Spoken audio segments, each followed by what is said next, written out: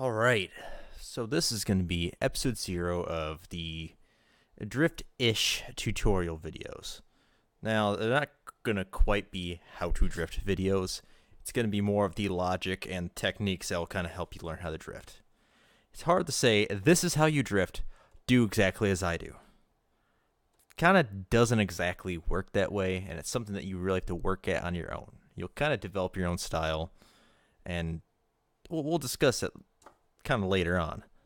For now, I'm going to start off with the very simple stuff of, you're probably going to be using Assetto Corsa.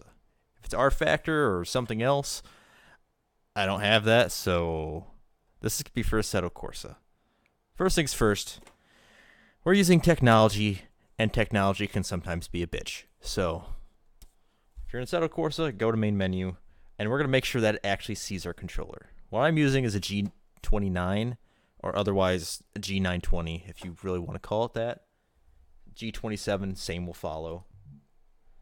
So, if you go to options, and then down to controls, see as, this is a perfect demonstration. Normally you'll do start configuration wizard.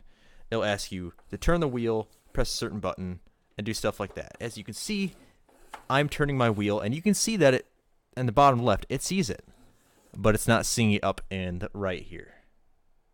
So what we're going to do is main load. Nothing. So typically, if it's your first time, you make a profile, do the configuration wizard. Once you get that done, you're going to do save current. And then I'd call it main or primary, something like that, and then save it. And next time you go into the game, if you're having an issue where you see that's moving the bottom left, but not up here, don't redo your main. Create one that's called secondary, because I'm going to load this, and sure enough, it recognized it. So that's kind of why I do that. So I don't need to do any of the configuration bullshit, which is so frustrating. You just create two profiles, and it will be very nice. Now I'm actually going to redo the second one, kind of show you what configuration is like. So press anything but hit X on mine. I have the PlayStation version of the G29, so any direction. So it saw it. Press another button. Center. 90 degrees. Just basically follow the instructions. Alright, so yeah, this is slightly off. I kind of fucked that up. It's my bad. Throttle down.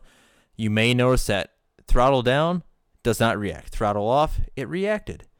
Don't press a button. Put the throttle back down again. And then press a button. The pedals can be kind of weird.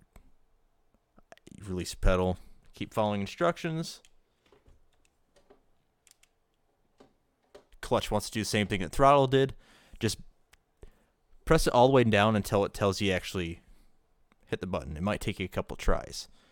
I believe throttle and clutch, it wants to see them as inverted, and it will fix that. Hit the paddle up, down. First gear, second, third, fourth, fifth, sixth, seventh. Hit throttle, go into reverse. Yeah.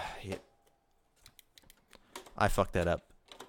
But you'll just roll through the gears. I take it that you know how to go through gears. So, there we go. Continue. It's off by a little bit, but that's fine.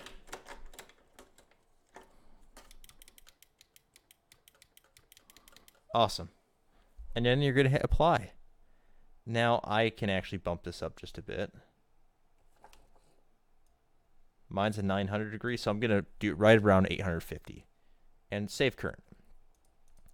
So this is one of the big things that it is very nice to get. Can you manually do everything? Yes, you can do everything manually. I do not suggest doing that because it normally picks up most wheels. You can kind of go through the stuff. Don't touch any of this unless you absolutely are comfortable knowing what you're doing. Most people don't. I still barely do. I used to have to do this, but then they kind of fixed some stuff and I don't need to do it anymore. Typically, you'll even see configuration presets for just about any wheel under the sun that most, simulations will use, or that most gamers will use. From the Fanatic stuff, to Logitech, to Thrustmaster stuff. Thrustmaster's list is kind of short, but it covers most stuff. Even Xbox 360 controller. So, So I'm going to keep it on our secondary because it chose that one this time. This is my second time going through making these videos. First time, I couldn't demonstrate this because it chose my first profile. This time it chose my second, so it's really hit and miss. That's why it's best to have two. But that kind of covers everything I wanted to make sure that we get ready to actually play the game. Most of the other settings, you can keep them the same. Rendering mode, make sure you're on single screen if you're using 1, triple screen if you're using 3. If you really want to use Oculus, I'll probably make a video later on. Oculus also supports OpenVR.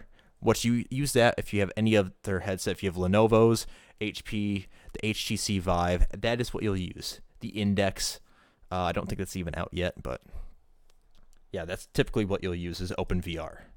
That it will work for the Rift as well, but if you record or use OBS, it will kind of screw it up.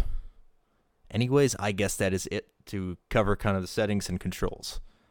Next video is when we're actually going to be driving, and I'll discuss some of the interface there as well. Get comfortable.